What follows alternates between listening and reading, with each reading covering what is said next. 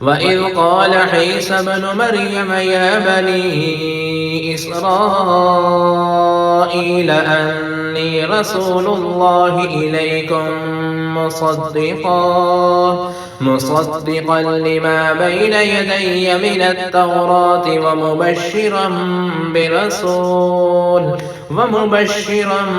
برسول يأتي من بعد اسمه أحمد.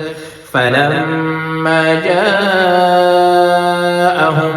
بالبينات قالوا هذا سحر مبين.